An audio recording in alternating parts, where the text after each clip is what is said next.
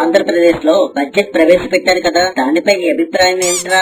ఒక ముఖలో చెప్తాను వినరా. కూటమి ప్రభుత్వం చెప్పేదేమో కొండంత, బడ్జెట్ లో సంక్షేమానికి కేటాయించింది చీమంత.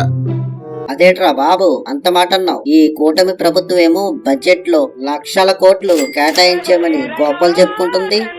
రాష్ట్రంలో మహిళలందరికీ ఉచిత బస్సు అని ప్రచారం చేశారు, కానీ బడ్జెట్ లో కేటాయించింది గుండు సున్నారా బాబు. అంటే ఉచిత బస్సు తుస్ అంటావు, మరి నిరుద్యోగుల పరిస్థితి? నిరుద్యోగులుగా ప్రతి నెల 3,000 నిరుద్యోగ భృతి ఇస్తానన్నారు, కానీ బడ్జెట్ లో కేటాయించింది సున్నా. ఈ కూటమి ప్రభుత్వం నిరుద్యోగులను కూడా మోసం చేసింది. ఇదే కాదురా, వచ్చిన వెంటనే మెగా డిఎస్సి ఇస్తారేమో అని ఆశతో ఎంతో మంది నిరుద్యోగులు ఉన్న ఉద్యోగాలను వదిలేసి, అలాగే ఎంతో మంది తల్లులు తమ పిల్లలకు దూరంగా ఉంటూ ఆ కోచింగ్ సెంటర్ల చుట్టూ తిరుగుతున్నారు పాపం. అదే విధంగా ఆడబిడ్డ నిధి కింద రాష్ట్రంలో ఉన్న మహిళలందరికీ ప్రతి నెల 1,500 ఇస్తానన్నారు, కానీ బడ్జెట్ కేటాయింపులో ఆ ఊసే లేదు. మరి రైతుల పరిస్థితి ఏమిటి?